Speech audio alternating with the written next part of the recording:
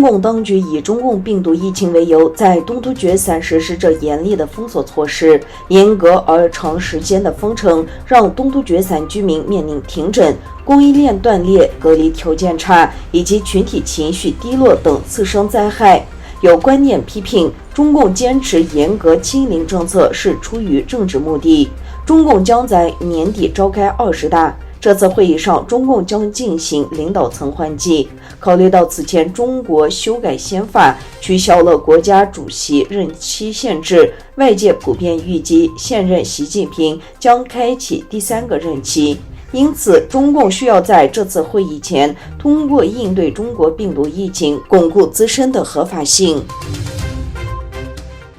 8月14日，在伊斯坦布尔召开的首级家庭教育指导专家国际会议上，介绍了中共对维吾尔家庭的镇压、渗透以及其负面后果。国际联盟阿拉伯伊斯兰组织外交负责人参加了会议，并以中国同化政策导致东突厥散的家庭危机为主题进行了发言，讲述了东突厥散的现状。中共以所谓亲如一家人的政策，将汉族干部安排在维吾尔家庭共同生活，肆无忌惮地侵犯人权和家庭隐私，强迫通婚，以及中共所犯下的种族灭绝和反人类罪行。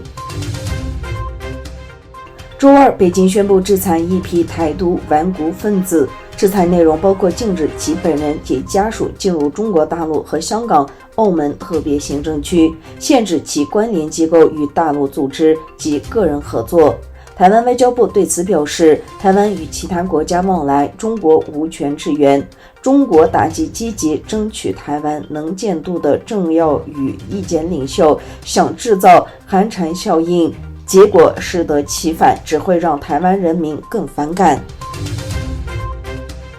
中国实施了严格的检疫措施和零疫情政策，经济和企业继续遭受损失。经济学家认为，中国全球科技品牌腾讯的第2季度财报收入或将跌至创纪录水平。腾讯定于周三公布的第2季度业绩，根据分析师预期，腾讯第2季度净利润预计为人民币242亿元，收入为人民币1343亿元。土耳其总统埃尔多安举行正式仪式，欢迎正在土耳其进行正式访问的马来西亚国王。